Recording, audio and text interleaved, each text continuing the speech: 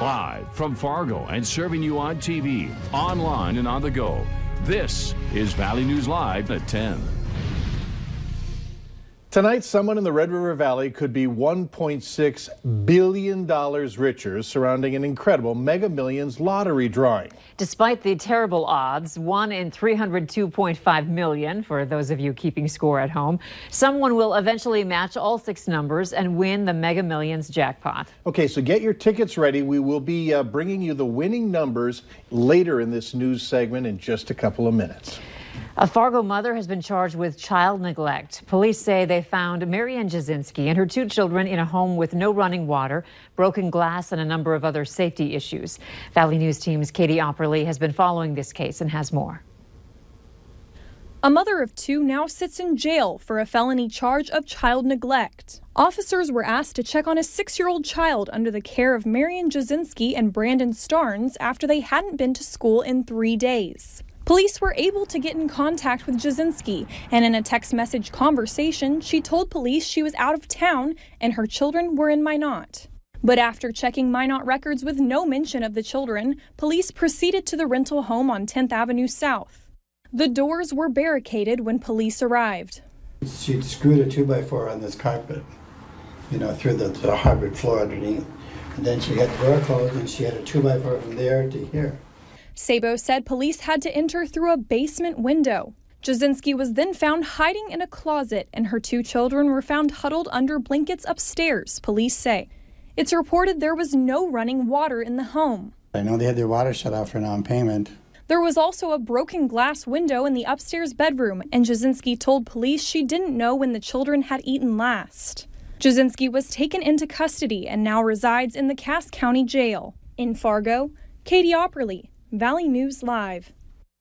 As you heard Katie mention, Jasinski is currently charged and detained, but police have also recommended that Brandon Starnes, father to one of the 2 children, also be charged with child neglect. Did a smoky haze settle in over your neighborhood tonight? I'm not sure how widespread it was, primarily for those who live in the southwest Fargo area, southwest Fargo, and then maybe even Horace. You could smell the smoke as well. We checked with authorities and there was no emergency fire calls, so I'm guessing it might have been a farmer maybe burning off a field. Let's check in with Hutch on the latest on our weather conditions out there. Hutch? Well, when we cool off this quickly, that lower atmosphere becomes fairly stable, and then sometimes dirt or even smoke can get trapped in the lower atmosphere, making it a little more common to see stuff like that. Right now, though, it's very clear and quiet, cooling quickly. 30 in Fargo, 32 Thief River Falls, Grand Forks 31 this hour, while it's in the 40s in Bismarck. Heading through the overnight, we're going to see the wind change direction a little bit and pick up in intensity. With increasing clouds, temperatures will actually warm a bit towards daybreak, back up into the low 30s for many of us. Passing sprinkles in the morning, we'll get our midweek day started. As we head through the day, another chance of rain later on. I'll have details on that here in just a couple of minutes. All right, thanks, Hutch. The man accused in what's been billed as the biggest drug bust in West Fargo history is set to plead guilty. Hans Wagner from California was arrested a little over a year ago on I-94 in West Fargo. Investigators say Wagner was busted with 125 pounds of pot and other drugs worth almost $700,000. Wagner faces 3 felony drug charges. Some people living in the Sabin area say that they're worried for their safety. They tell us their fear is beat trucks racing down the road that they live on. And they say they can't even go for a walk because they're scared they'll get run over. That's what happened to a family dog on this day last year. They put up a homemade sign and asked county commissioners to do something, but they haven't had much luck. We believe that the people that are elected to represent us, that's the form that we should go through. Excuse me. And we did that. And we've gotten nothing. We spoke with the Clay County engineer. He tells us he's been out there to survey the land, but found the posted speed limit is appropriate for the road. Residents say that they just want some speed signs posted on the road in hopes that truck drivers will ease up on the gas. If you need help uncovering fraud or corruption in your community, here's some advice. Call our whistleblower hotline. We'll do our best to get to the bottom of it. Call the phone number on your screen, 701-237-6576, and leave your tip. A member of our investigative team will get on the case and go to work to expose the truth.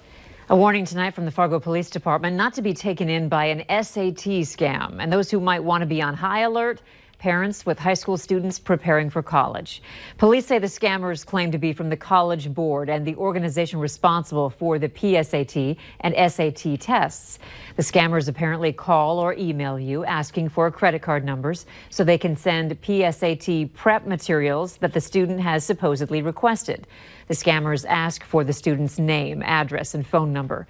Police say the College Board will never ask you to give credit card, bank account, or password information over the phone or via email. A Minnesota woman saved her husband's life one day before she was scheduled to give birth. Ashley and Andrew Godet live in St. Paul, and instead of getting ready for delivery, Ashley, at 39 weeks pregnant, had to give CPR to her husband when he went into cardiac arrest early last Tuesday. Ashley says that she noticed her husband struggling to breathe and called 911, and the dispatcher helped her administer CPR until the paramedics came in. Doctors put Andrew into a medically induced coma to reduce brain damage. Thankfully, he woke up just in time to see his son, Lennon, born via cell phone on Friday. He was standing outside the operating room, hooked up to a machine, just to be the first to hold his son. I didn't want to have to think for 1 second about having to do any of this without him. I kept telling him the whole time he was asleep or in his coma that I was not going to have this baby until he woke up. Ashley and baby Lennon are at Andrew's side at United Hospital until he is discharged.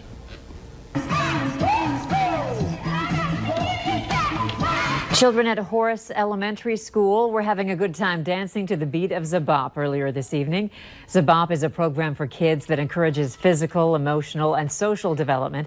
The instructors offer fun games and age-appropriate music and routines, along with team-building activities, as ways to encourage kids to keep moving and be healthy.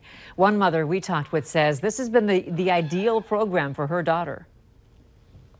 And I tell you, she has grown so much socially with just her ability to visit with her friends, to make new friends, all different age levels, all different ethnicities. This is a once-in-a-lifetime opportunity for her, and that's one of the reasons we support the Sebab group. In addition to schools, the team from Sebab also visits churches, park districts, and after-school programs, among others. Okay, if you have your tickets and they're the winning tickets for the $1.6 billion Mega Millions lottery, you'll be Zebapping for the rest of the week. The winning numbers are 5, 28, 62, 65, and 70. And the Mega Ball is 5. So once again, 5, 28, 62, 65, and 70. And the Mega Ball is 5. Time to check your tickets. Ooh.